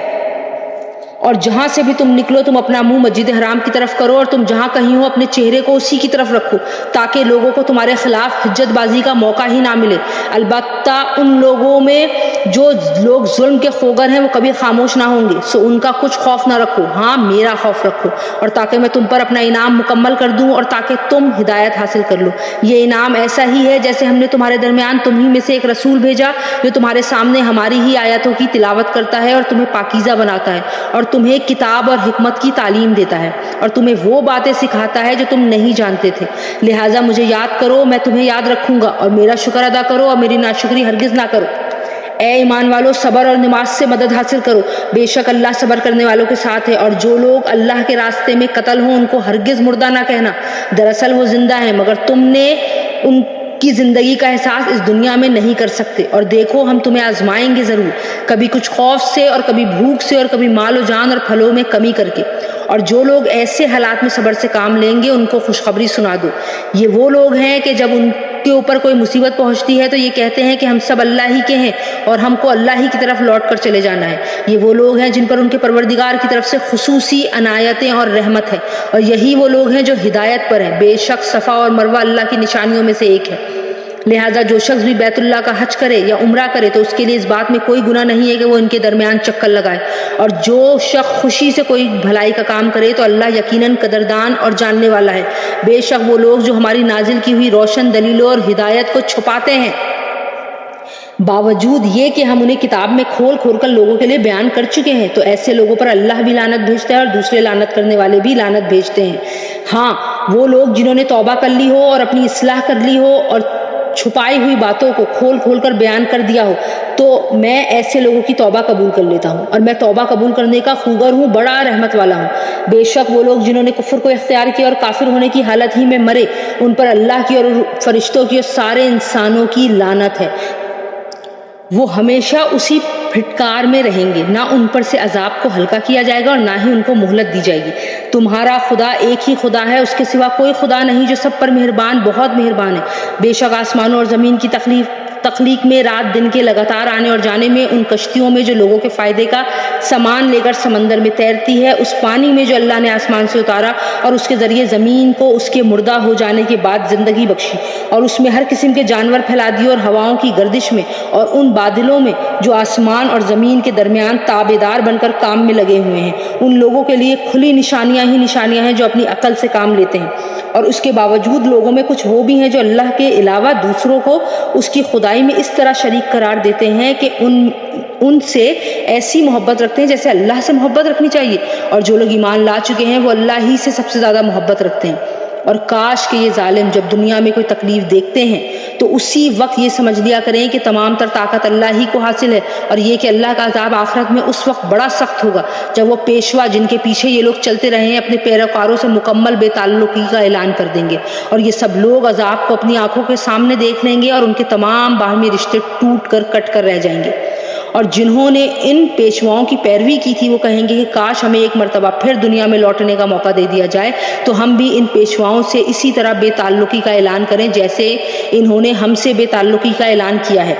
اسی طرح اللہ انہیں دکھا دے گا کہ ان کے اعمال آج ان کے لیے حسرت ہی حسرت بن چکے ہیں، اور اب وہ کسی صورت دوزخ سے نکلنے والے نہیں ہیں۔ اے لوگو، زمین میں جو حلال اور پاکیزہ چیزیں ہیں وہ کھاؤ، اور شیطان کے نقش قدم پر نہ چلو، یقین جانو وہ تمہارے لیے ایک کھلا دشمن ہے۔ وہ تو تم کو یہی حکم دے گا کہ تم بدی اور بے حیائی کے کام کرو، اللہ کے ذمہ وہ باتیں لگاؤ جن کا تمہیں علم نہیں ہے۔ اور جب ان کافروں سے کہا جاتا ہے کہ اس کلام کی پیروی کرو جو اللہ نے اتارا ہے، تو کہتے ہیں کہ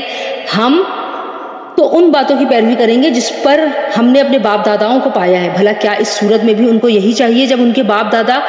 دین کی ذرا بھی سمجھ نہ رکھتے ہوں اور انہوں نے کوئی آسمانی ہدایت بھی حاصل نہ کی ہو؟ اور جن لوگوں نے کفر کو اپنا لیا ہے ان کو حق کی دعوت دینے کی مثال کچھ ایسی ہے جیسے کوئی شخص ان جانوروں کو زور زور سے بلائے جو ہانک پکار کے سوا کچھ نہیں سنتے۔ یہ بہرے، گونگے، اندھے ہیں، لہذا کچھ نہیں سمجھتے۔ اے ایمان والو، جو پاکیزہ چیزیں ہم نے تمہیں رزق کے طور پہ عطا کر دی ہیں ان میں سے جو چاہو کھاؤ اور اللہ کا شکر ادا کرو۔ اگر واقعی تم صرف اسی کی بندگی کرتے ہو، اس نے تو تمہارے لیے بس مردار جانور، خون اور سور کا گوشت حرام کیا ہے، نیز وہ جانور جس پر اللہ کے سوا کسی اور کا نام پکارا گیا ہو۔ ہاں، اگر کوئی شخص انتہائی مجبوری کی حالت میں ہو اور ان چیزوں میں سے کچھ کھا لے جبکہ اس کا مقصد نہ لذت حاصل کرنا ہو اور نہ وہ ضرورت ہی کی حد سے آگے بڑھے، تو اس پر کوئی گناہ نہیں، یقیناً اللہ بہت بخشنے والا، بڑا مہربان ہے۔ حقیقت یہ ہے کہ جو لوگ اللہ کی نازل کی ہوئی کتاب کو چھپاتے ہیں اور اس کے بدلے تھوڑی سی قیمت وصول کر لیتے ہیں، وہ اپنے پیٹ میں آگ کے سوا کچھ نہیں بھر رہے۔ قیامت کے دن اللہ ان سے کلام بھی نہیں کرے گا اور نہ ان کو پاک کرے گا، اور ان کے لیے درد دینے والا عذاب تیار ہے۔ یہ ہیں وہ لوگ جنہیں ہدایت کے بدلے گمراہی اور مغفرت کے بدلے عذاب کی خریداری کر لی ہے۔ چنانچہ اندازہ کرو کہ یہ دوزخ کی آگ سہنے کے لیے کتنے تیار ہیں۔ یہ سب کچھ اس لیے ہوگا کہ اللہ نے حق پر مشتمل کتاب اتاری ہے، اور جن لوگوں نے ایسی کتاب کے بارے میں مخالفت کا رویہ اختیار کیا ہے وہ زدہ زدی میں بہت دور نکل گئے ہیں۔ نیکی بس یہی تو نہیں ہے کہ اپنے چہرے مشرق یا مغرب کی طرف کر لو، بلکہ نیکی یہ ہے کہ لوگ اللہ پر، آخرت کے دن پر، فرشتوں پر اور اللہ کی کتابوں پر، اس کے نبیوں پر ایمان لائیں، اور اللہ کی محبت میں اپنا مال رشتہ داروں، یتیموں، مسکینوں، مسافروں اور سائلوں کو دیں، اور غلاموں کو آزاد کرانے میں خرچ کریں، اور نماز قائم کریں اور زکوٰۃ ادا کریں، اور جب کوئی عہد کر لیں تو اپنے عہد کو پورا کرنے کے لیے عادی ہوں، اور تنگی اور تکلیف میں نیز جنگ کے وقت صبر اور استقلال کے خوگر ہوں۔ ایسے لوگ وہ ہیں جو سچے کہلانے کے مستحق ہیں، اور یہی لوگ ہیں جو متقی ہیں۔ اے ایمان والو، جو لوگ جان بوجھ کر ناحق قتل کر دیے جائیں ان کے بارے میں تم پر قصاص کا حکم فرض کر دیا گیا ہے۔ آزاد کے بدلے آزاد، غلام کے بدلے غلام، عورت کے بدلے عورت ہی کو قتل کیا جائے، اور پھر اگر قاتل کو اس کے بھائی یعنی مقتول کے وارث کی طرف سے کچھ معافی دے دی جائے یا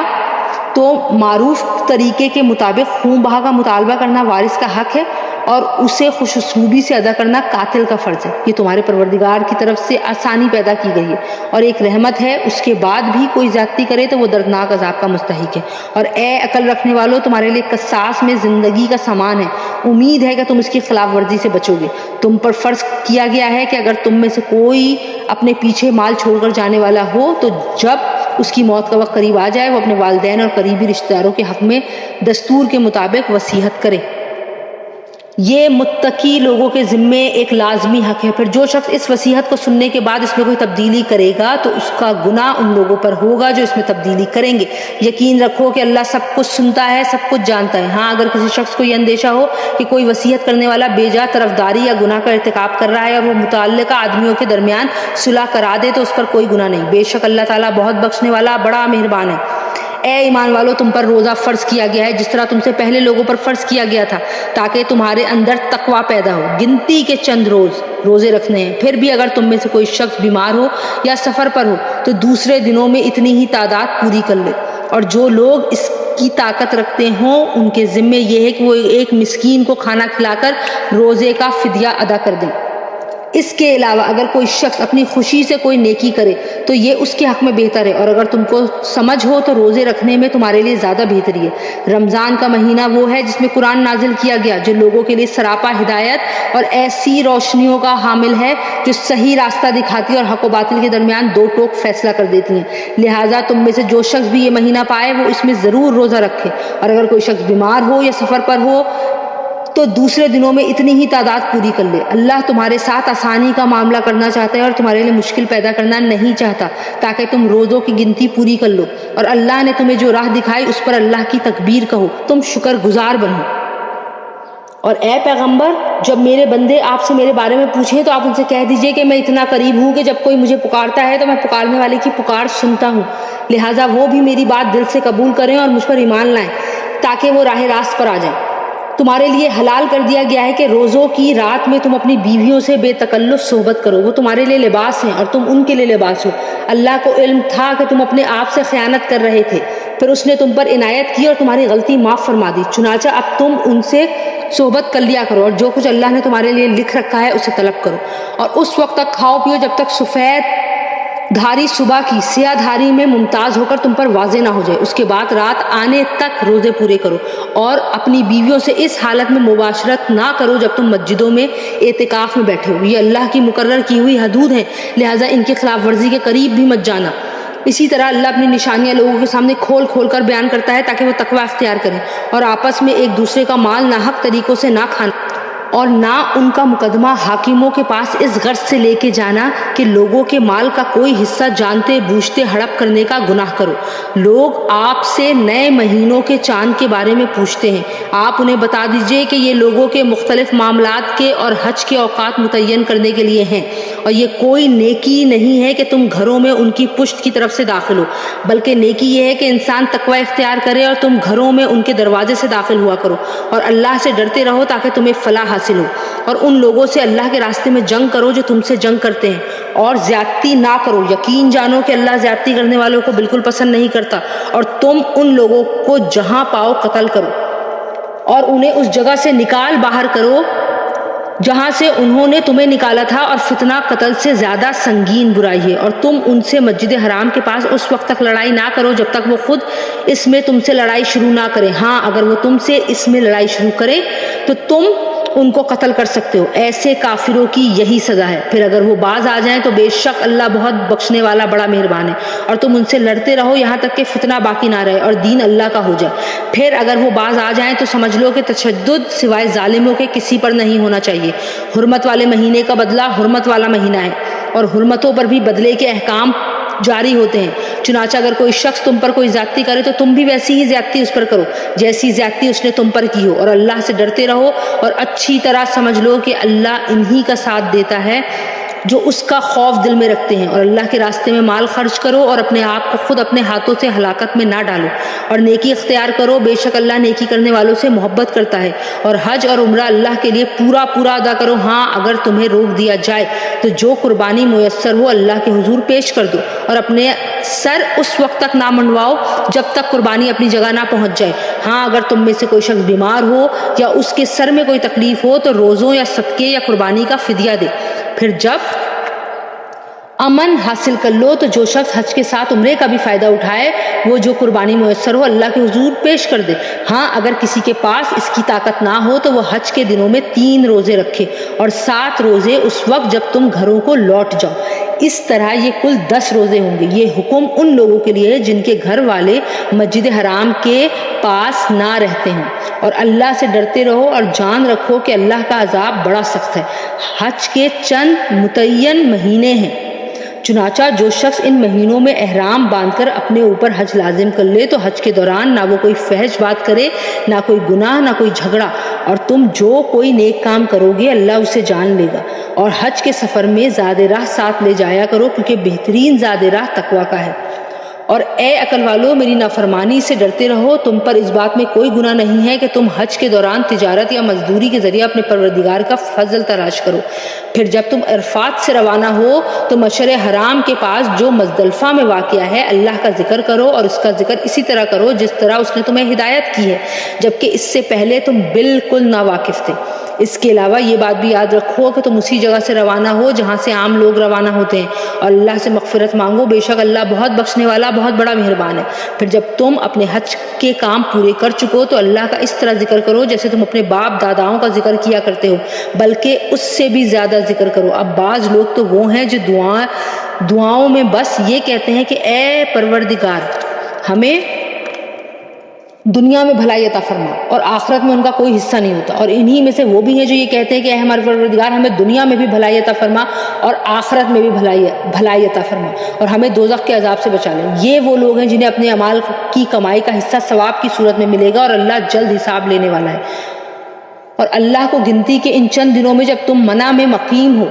याद करते हो, फिर जो शख्स 2 ही दिन में जल्दी चला जाए उस पर भी कोई गुनाह नहीं है, और जो शख्स 1 दिन बाद में जाए उस पर भी कोई गुनाह नहीं है। ये तफसील इसके लिए है जो तकवा इख्तियार करे, और तुम सब तकवा इख्तियार करो और यकीन रखो कि तुम सबको उसी की तरफ ले जाकर जमा किया जाएगा। और लोगों में एक वो शख्स भी है कि दीनवी ज़िंदगी के बारे में उसकी बातें तुम्हें बड़ी अच्छी लगती हैं, और जो कुछ उसके दिल में है वो उस पर अल्लाह को गवाह भी बनाता है, हालांकि वो तो तुम्हारे दुश्मनों में सबसे ज़्यादा कट्टर है। और जब उठकर जाता है तो ज़मीन में उसकी दौड़ धूप इसलिए होती है कि वो उसमें फसाद मचाए और फसलें और नस्लें तबाह करे, हालांकि अल्लाह फसाद को पसंद नहीं करता। और जब उससे कहा जाता है कि अल्लाह का खौफ कर तो नखूत उसको गुनाह पर और आमादा कर देती है। चुनाचे ऐसे शख्स को तो जहन्नुम ही रास आएगी, और यकीन करो वो बहुत ही बुरा बिछोना है।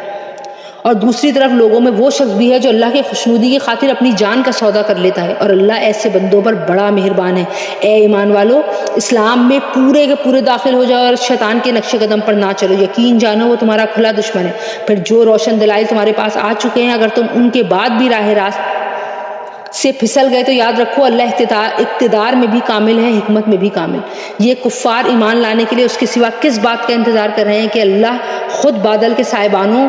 में उनके सामने आ मौजूद हो और फरिश्ते भी उसके साथ हों और सारा मामला अभी चुका दिया जाए। हालांकि आखिरकार सारे मामलात अल्लाह ही की तरफ तो लौट कर रहेंगे। बनी इसराइल से पूछो, हमने उनको कितनी सारी खुली निशानियां दी थी, और जिस शख्स के पास अल्लाह की नेमत आ चुकी हो फिर वो उसको बदल डाले तो उसे याद रखना चाहिए कि अल्लाह का अज़ाब बड़ा सख्त है। जिन लोगों ने कुफ्र अपना लिया है उनके लिए दीनवी ज़िंदगी बड़ी दिलकश बना दी गई है, और वो अहले ईमान का मजाक उड़ाते हैं।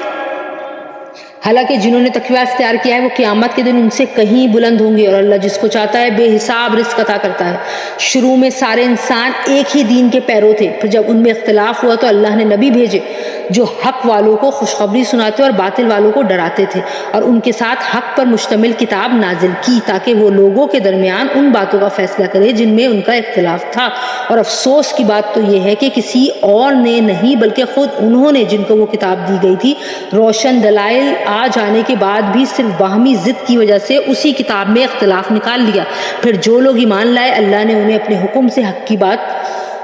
باتوں میں راہ راست تک پہنچا دیا جن میں انہوں نے اختلاف کیا تھا، اور اللہ جسے چاہتا ہے راہ راست تک پہنچا دیتا ہے۔ مسلمانوں، کیا تم نے یہ سمجھ رکھا ہے کہ تم جنت میں یوں ہی داخل ہو جاؤ گے، حالانکہ ابھی تمہیں اس جیسے حالات پیش ہی نہیں آئے جیسے ان لوگوں کو پیش آئے تھے جو تم سے پہلے ہو گزرے ہیں۔ ان پر سختیاں اور تکلیفیں آئیں اور انہیں ہلا ڈالا گیا، یہاں تک کہ رسول اور ان کے ایمان والے ساتھی بھی بول اٹھے کہ اللہ کی مدد آخر کب آئے گی۔ یاد رکھو، اللہ کی مدد نزدیک ہی ہے۔ لوگ آپ سے پوچھتے ہیں کہ وہ اللہ کی خوشنودی کے لیے کیا خرچ کریں۔ آپ کہہ دیجئے کہ جو مال بھی تم خرچ کرو وہ والدین، قریبی رشتہ داروں، یتیموں، مسکینوں اور مسافروں کے لیے ہونا چاہیے، اور تم بھلائی کا جو بھی کام کرو گے اللہ اس سے پوری طرح باخبر ہے۔ تم پر دشمنوں سے جنگ کرنا فرض کر دیا گیا ہے اور وہ تم پر گراں ہیں، اور یہ عین ممکن ہے کہ تم ایک چیز کو برا سمجھو حالانکہ وہ تمہارے حق میں بہترین ہو، اور یہ بھی ممکن ہے کہ تم ایک چیز کو پسند کرو حالانکہ وہ تمہارے حق میں بری ہو، اور اصل حقیقت تو اللہ جانتا ہے اور تم نہیں جانتے۔ لوگ آپ سے حرمت والے مہینے کے بارے میں پوچھتے ہیں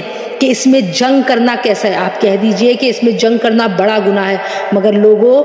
کو اللہ کے راستے سے روکنا، اس کے خلاف کفر کی روش اختیار کرنا، مسجد حرام پر بندش لگانا اور اس کے باسیوں کو وہاں سے نکال باہر کرنا اللہ کے نزدیک زیادہ بڑا گناہ ہے، اور فتنہ قتل سے بھی زیادہ سنگین چیز ہے۔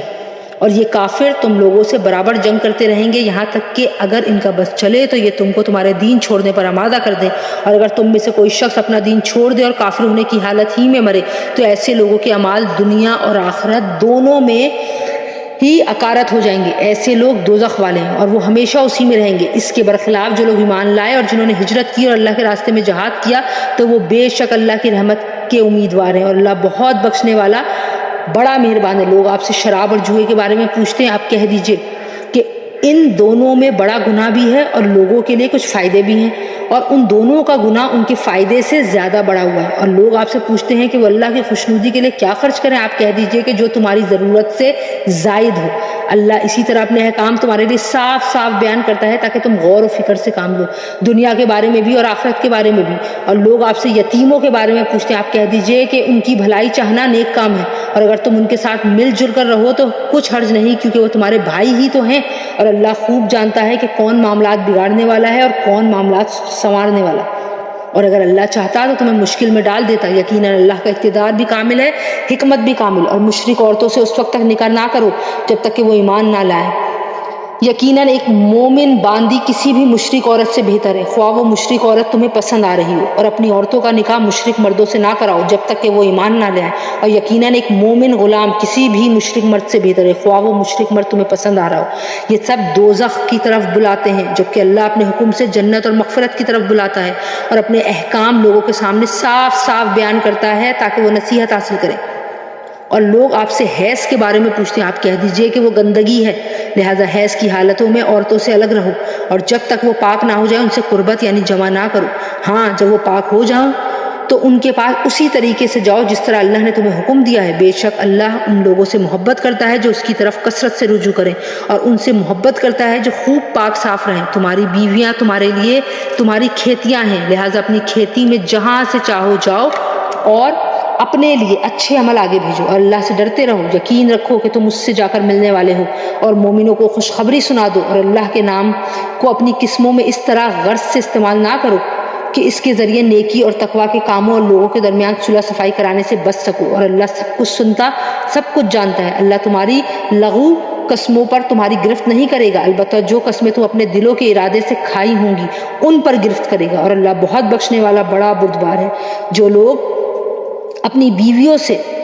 اعلیٰ کرتے ہیں یعنی ان کے پاس نہ جانے کی قسم کھا لیتے ہیں، ان کے لیے 4 مہینے کی مہلت ہے، چنانچہ اگر وہ قسم توڑ کر رجوع کر لیں تو بے شک اللہ بہت بخشنے والا بڑا مہربان ہے۔ اور اگر انہوں نے طلاق کی ہی ٹھان لی ہو تو بھی اللہ سننے والا جاننے والا ہے۔ اور جن عورتوں کو طلاق دے دی گئی ہو وہ 3 مرتبہ حیض آنے تک اپنے آپ کو انتظار میں رکھیں، اور اگر وہ اللہ پر اور آخرت کے دن پر ایمان رکھتی ہوں تو ان کے لیے حلال نہیں ہے کہ اللہ نے ان کے رحم میں جو کچھ حمل یا حیض پیدا کیا ہے اسے چھپائیں،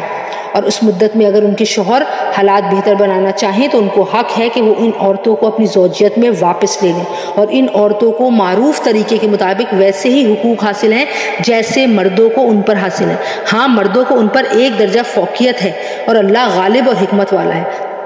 طلاق زیادہ سے زیادہ 2 بار ہونی چاہیے۔ اس کے بعد شوہر کے لیے 2 ہی راستے ہیں،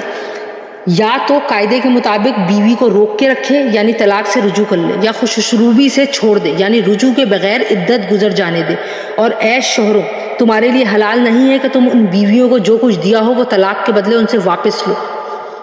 اعلان یہ کہ دونوں کو اس بات کا اندیشہ ہو کہ وہ نکاح باقی رہنے کی صورت میں اللہ کی مقرر کی ہوئی حدود کو قائم نہیں رکھ سکیں گے۔ چنانچہ اگر تمہیں اس بات کا اندیشہ ہو کہ وہ دونوں اللہ کے حدود کو قائم نہ رکھ سکیں گے تو ان دونوں کے لیے اس میں کوئی گناہ نہیں ہے کہ عورت مولی معاوضہ دے کر علیحدگی حاصل کر لے۔ یہ اللہ کی مقرر کی ہوئی حدود ہیں، لہٰذا ان سے تجاوز نہ کرو، اور جو لوگ اللہ کی حدود سے تجاوز کرتے ہیں وہ بڑے ہی ظالم لوگ ہیں۔ پھر اگر شوہر تیسری طلاق دے دے تو اس کے بعد وہ عورت اس کے لیے اس وقت تک حلال نہیں ہوگی جب تک وہ کسی اور شوہر سے نکاح نہ کرے۔ ہاں، اگر وہ دوسرا شوہر بھی اسے طلاق دے دے تو ان دونوں پر کوئی گناہ نہیں کہ وہ ایک دوسرے کے پاس نیا نکاح کر کے دوبارہ واپس آ جائیں، بشرط یہ کہ انہیں یہ غالب گمان ہو کہ اب وہ اللہ کی حدود قائم رکھیں گے، اور یہ سب اللہ کی حدود ہیں جو وہ ان لوگوں کے لیے واضح کر رہا ہے جو سمجھ رکھتے ہوں۔ اور جب تم ان عورتوں کو طلاق دے دو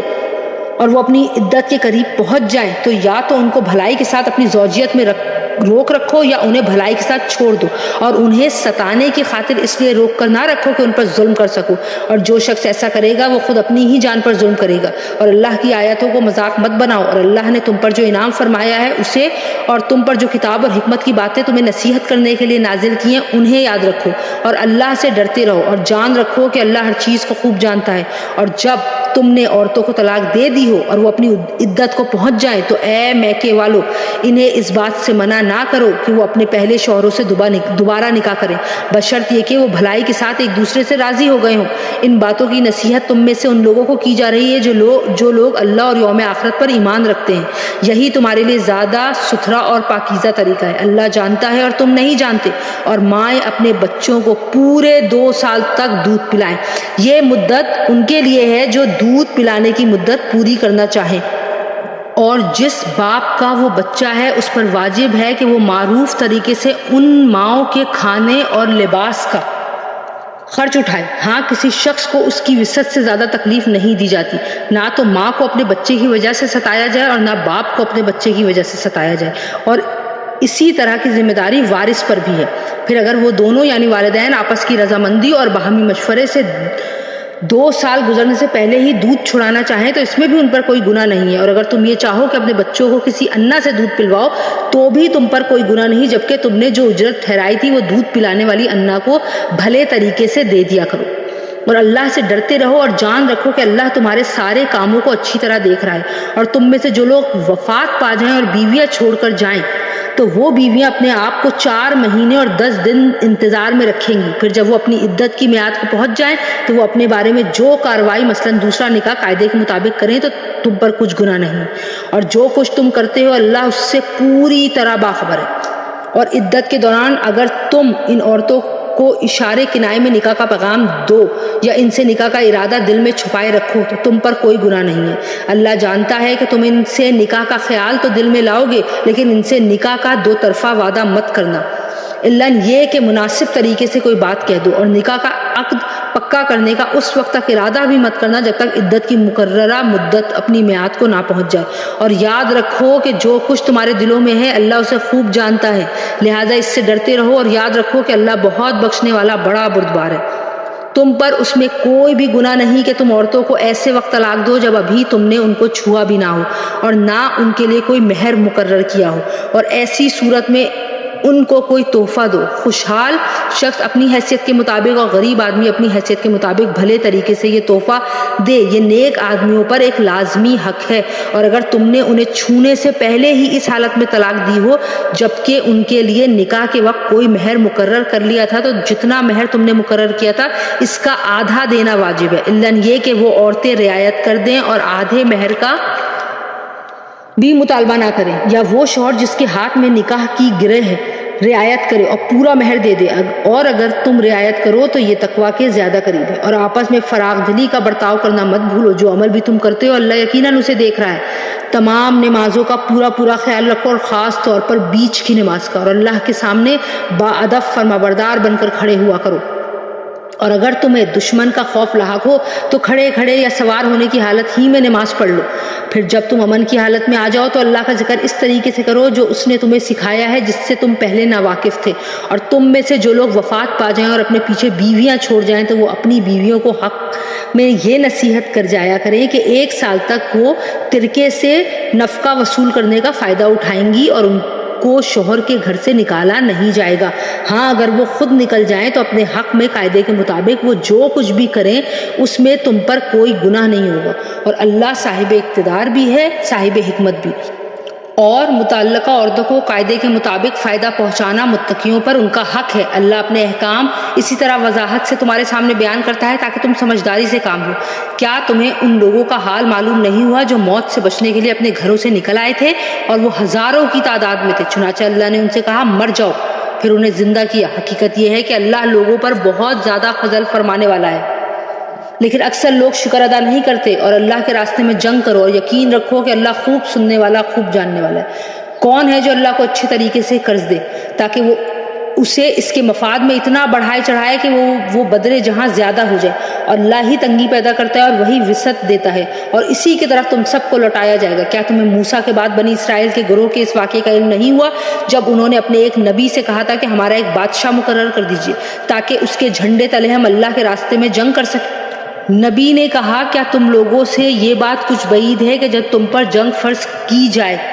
تو تم نہ لڑو؟ انہوں نے کہا بھلا ہمیں کیا ہو جائے گا جو ہم اللہ کے راستے میں جنگ نہ کریں گے، حالانکہ ہمیں اپنے گھروں اور اپنے بچوں کے پاس سے نکال باہر کیا گیا ہے۔ پھر ہوا یہی کہ جب ان پر جنگ فرض کی گئی تو ان میں سے تھوڑے لوگوں کو چھوڑ کر باقی سب پیٹ پھیر گئے، اور اللہ ظالموں کو خوب جانتا ہے۔ اور ان کے نبی نے ان سے کہا کہ اللہ نے تمہارے لیے طالوت کو بادشاہ بنا کر بھیجا ہے۔ کہنے لگے بھلا اس کو ہم پر بادشاہ کرنے کا حق کہاں سے آ گیا؟ ہم اس کے مقابلے میں بادشاہت کے زیادہ مستحق ہیں، اور اس کو تو مالی وسعت بھی حاصل نہیں۔ نبی نے کہا اللہ نے ان کو تم پر فضیلت دے کر چنا ہے اور انہیں علم اور جسم میں تم سے زیادہ وسعت عطا کی ہے، اور اللہ اپنا ملک جس کو چاہے دے دیتا ہے، اور اللہ بڑی وسعت والا اور بڑے علم رکھنے والا ہے۔ اور ان کے نبی نے یہ بھی کہا کہ طالوت کی بادشاہت کی علامت یہ ہے کہ تمہارے پاس وہ صندوق واپس آ جائے گا جس میں تمہارے پروردگار کی طرف سے سکنیت کا سامان ہے، اور موسیٰ اور ہارون نے جو اشیاء چھوڑی تھیں ان میں سے کچھ باقی ماندہ چیزیں ہیں، اسے فرشتے اٹھائے ہوئے لائیں گے۔ اگر تم مومن ہو تو تمہارے لیے اس میں بڑی نشانی ہے۔ چنانچہ جب طالوت لشکر کے ساتھ روانہ ہوا تو اس نے لشکر والوں سے کہا کہ اللہ ایک دریا کے ذریعے تمہارا امتحان لینے والا ہے، جو شخص اس دریا سے پانی پیے گا وہ میرا آدمی نہیں ہوگا، اور جو اسے نہیں چکھے گا وہ میرا آدمی ہوگا، الا یہ کہ کوئی اپنے ہاتھ سے ایک چلو بھر پانی پی لے تو کوئی حرج نہیں۔ پھر ہوا یہ کہ ان میں سے تھوڑے آدمیوں کے سوا باقی سب نے اس دریا سے خوب پانی پیا۔ چنانچہ جب وہ یعنی طالوت اور اس کے ساتھ ایمان رکھنے والے دریا کے پار اتر گئے تو یہ لوگ جنہوں نے طالوت کا حکم نہیں مانا تھا کہنے لگے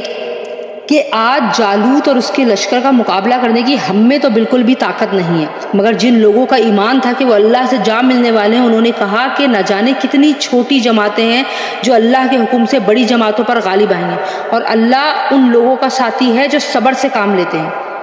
اور جب یہ لوگ جالوت اور اس کے لشکروں کے آمنے سامنے ہوئے تو انہوں نے کہا اے ہمارے پروردگار، صبر اور استقلال کی صفت ہم پر انڈیل دے، ہمیں ثابت قدمی بخش دے اور ہمیں اس کافر قوم کے مقابلے میں فتح عطا فرما۔ چنانچہ انہوں نے اللہ کے حکم سے ان جالوت کے ساتھیوں کو شکست دی، اور داؤد نے جالوت کو قتل کر دیا، اور اللہ نے اس کو سلطنت اور دانائی عطا کی، اور جو علم چاہا اس کو عطا فرمایا۔ اگر اللہ لوگوں کا ایک دوسرے کے ذریعے دفاع نہ کرے تو زمین میں فساد پھیل جائے، لیکن اللہ تمام جہانوں پر بڑا فضل فرمانے والا ہے۔ یہ اللہ کی آیات ہیں جو ہم آپ کے سامنے ٹھیک ٹھیک پڑھ کر سناتے ہیں، اور آپ بے شک ان پیغمبروں میں سے ہیں جو کہ رسول بنا کر بھیجے گئے ہیں۔ یہ پیغمبر جو ہم نے مخلوق کی اصلاح کے لیے بھیجے ہیں ان کو ہم نے ایک دوسرے پر فضیلت عطا کی ہے۔ ان میں سے بعض وہ ہیں جن سے اللہ نے کلام فرمایا، اور ان میں سے بعض کو اس نے بدر جہاں بلندی عطا کی، اور ہم نے عیسیٰ ابن مریم کو کھلی نشانیاں دی اور روح القدس سے ان کی مدد فرمائی۔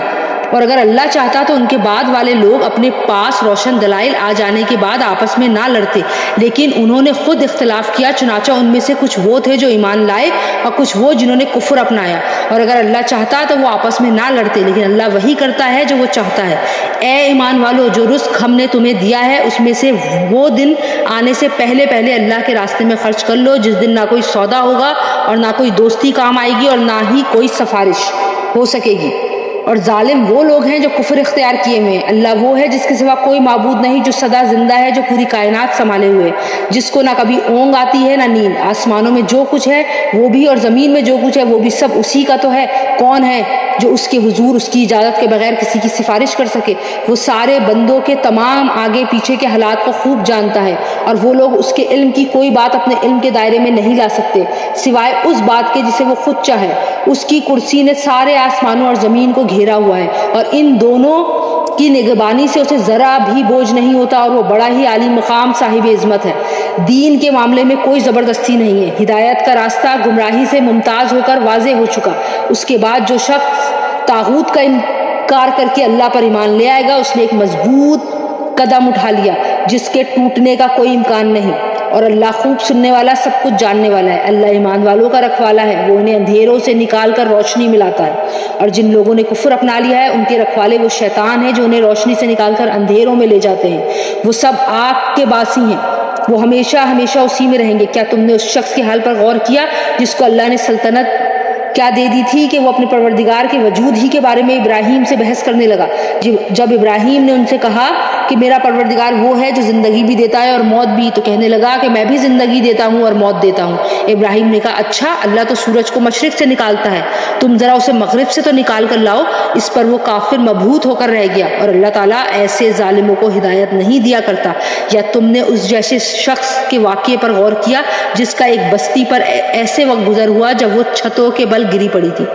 اس نے کہا کہ اللہ اس بستی کو اس کے مرنے کے بعد کیسے زندہ کرے گا؟ پھر اللہ نے اس شخص کو 100 سال تک کے لیے موت دی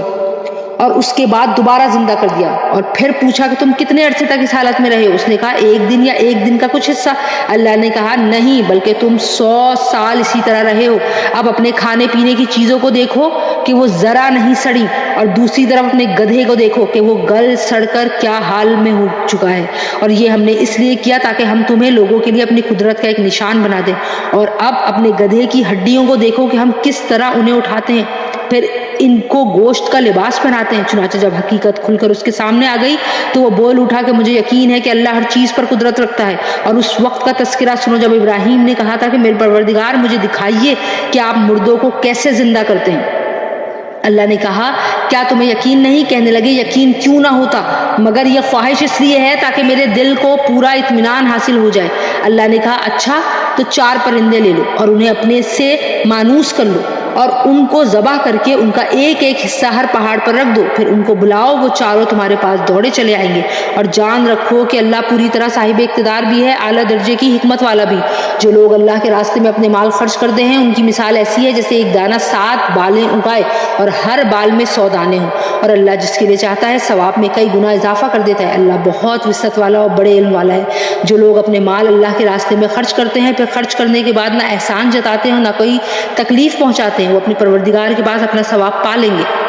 نہ ان کو کوئی خوف لاحق ہوگا اور نہ ہی کوئی غم پہنچے گا۔ بھلی بات کہہ دینا اور درگزر کرنا اس صدقے سے بہتر ہے جس کے بعد کوئی تکلیف پہنچائی جائے، اور اللہ بڑا بے نیاز بہت بردبار ہے۔ اے ایمان والو، اپنے صدقات کو احسان جتا کر اور تکلیف پہنچا کر اس شخص کی طرح ضائع مت کرو جو اپنا مال لوگوں کو دکھانے کے لیے خرچ کرتا ہے اور اللہ اور یوم آخرت پر ایمان نہیں رکھتا۔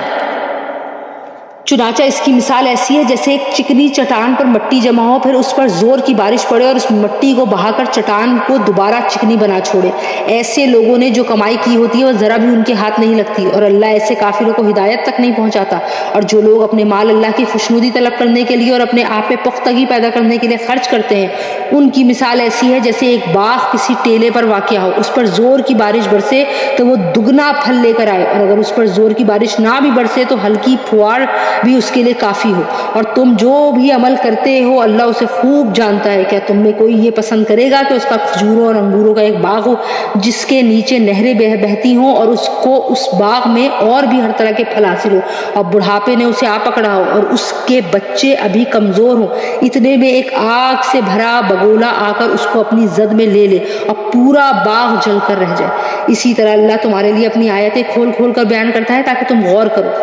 اے ایمان والو، جو کچھ تم نے کمایا ہو اور جو پیداوار ہم نے تمہارے لیے زمین سے نکالی ہو اس کی اچھی چیزوں کا ایک حصہ اللہ کے راستے میں خرچ کیا کرو، اور یہ نیت نہ رکھو کہ بس ایسی خراب قسم کی چیزیں اللہ کے نام پر دیا کرو گے جو اگر کوئی دوسرا تمہیں دے تو نفرت کے مارے تم اسے آنکھیں میچے بغیر نہ لے سکو، اور یاد رکھو اللہ ایسا بے نیاز ہے کہ ہر قسم کی تعریف اسی کی طرف لوٹتی ہے۔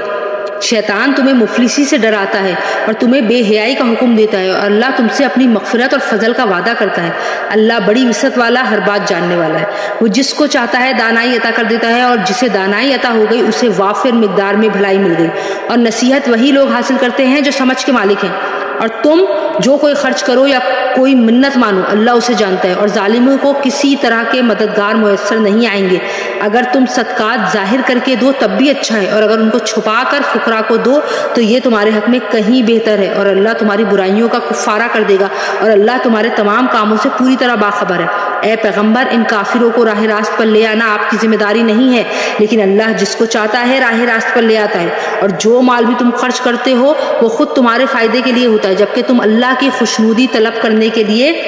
سوا کسی اور غرض سے خرچ نہیں کرتے، اور جو مال بھی تم خرچ کرو گے تمہیں پورا پورا دے دیا جائے گا، اور تم پر ذرا بھی ظلم نہیں ہوگا۔ مالی امداد کے بطور خاص مستحق وہ فقراء ہیں جنہوں نے اپنے آپ کو اللہ کی راہ میں اس طرح مقید کر رکھا ہے کہ وہ معاش تلاش کے لیے زمین میں چل پھر نہیں سکتے، چونکہ وہ اتنے پاک دامن ہیں کہ کسی سے سوال نہیں کرتے، اس لیے ناواقف آدمی انہیں مالدار سمجھتا ہے۔ تم ان کے چہرے کی علامتوں سے ان کے اندرونی حالت کو پہچان سکتے ہو، مگر وہ لوگوں سے لگ کر لپٹ کر سوال نہیں کرتے۔ اور تم جو مال بھی خرچ کرتے ہو اللہ اسے خوب جانتا ہے۔ جو لوگ اپنے مال دن رات خاموشی سے بھی اور اعلانیہ بھی خرچ کرتے ہیں وہ اپنے پروردگار کے پاس اپنا ثواب پا لیں گے، اور نہ انہیں کوئی خوف لاحق ہوگا نہ کوئی غم پہنچے گا۔ جو لوگ سود کھاتے ہیں وہ قیامت میں اٹھیں گے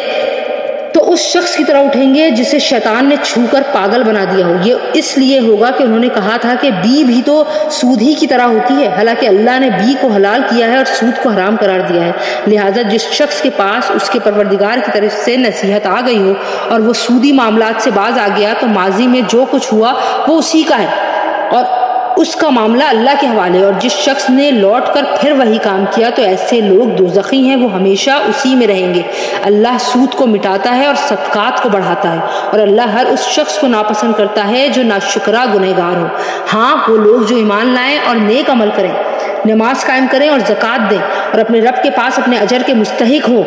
نہ انہیں کوئی خوف لاحق ہوگا نہ کوئی غم پہنچے گا۔ اے ایمان والو، اللہ سے ڈرو، اور اگر تم واقعی مومن ہو تو سود کا جو حصہ بھی کسی کے ذمے باقی رہ گیا ہو اسے چھوڑ دو۔ پھر بھی اگر تم ایسا نہ کرو گے تو اللہ اور اس کے رسول کی طرف سے اعلان جنگ سن لو، اور اگر تم سود سے توبہ کرو تو تمہارا اصل سرمایہ تمہارا حق ہے، نہ تم کسی پر ظلم کرو نہ تم پر ظلم کیا جائے گا۔ اور اگر کوئی تنگ دست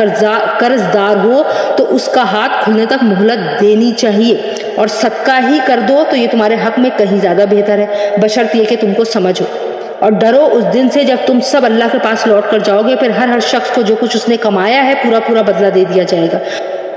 اور ان پر کوئی ظلم نہیں ہوگا۔ اے ایمان والو، جب تم کسی معین میعاد کے لیے ادھار کا کوئی معاملہ کرو تو اسے لکھ لیا کرو، اور تم میں سے جو شخص لکھنا جانتا ہو انصاف کے ساتھ تحریر لکھے، اور جو شخص لکھنا جانتا ہو لکھنے سے انکار نہ کرے۔ جب اللہ نے اسے یہ علم دیا ہے تو اسے لکھنا چاہیے، اور تحریر وہ شخص لکھوائے جس کے ذمے حق واجب ہو رہا ہو، اور اسے چاہیے کہ وہ اللہ سے ڈرے جو اس کا پروردگار ہے، اور اس حق میں کوئی کمی نہ کرے۔ ہاں، اگر وہ شخص جس کے ذمے حق واجب ہو رہا ہو ناسمجھ یا کمزور ہو یا کسی اور وجہ سے تحریر نہ لکھوا سکتا ہو تو اس کا سرپرست انصاف کے ساتھ لکھوائے، اور اپنے میں سے 2 مردوں کو گواہ بنا لو۔ ہاں، اگر 2 مرد موجود نہ ہو تو 1 مرد اور 2 عورتیں ان گواہوں میں سے ہو جائیں جنہیں تم پسند کرتے ہو، تاکہ اگر ان 2 عورتوں میں سے ایک بھول جائے تو دوسری اسے یاد دلا دے۔ اور جب گواہوں کو گواہی دینے کے لیے بلایا جائے تو وہ انکار نہ کریں، اور جو معاملہ اپنی میعاد سے وابستہ ہو چاہے وہ چھوٹا ہو یا بڑا اسے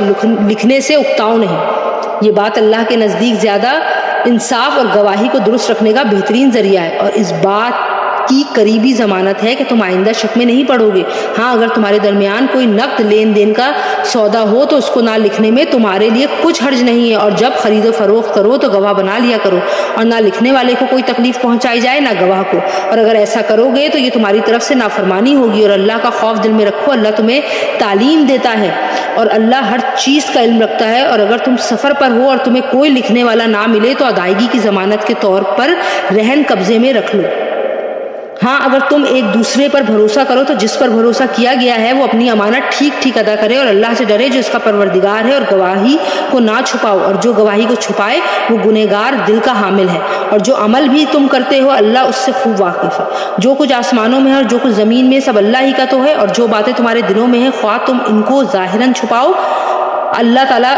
تم سے اس کا حساب ضرور لے گا، اور پھر جس کو چاہے گا معاف کر دے گا اور جس کو چاہے گا سزا دے گا، اور اللہ ہر چیز پر قدرت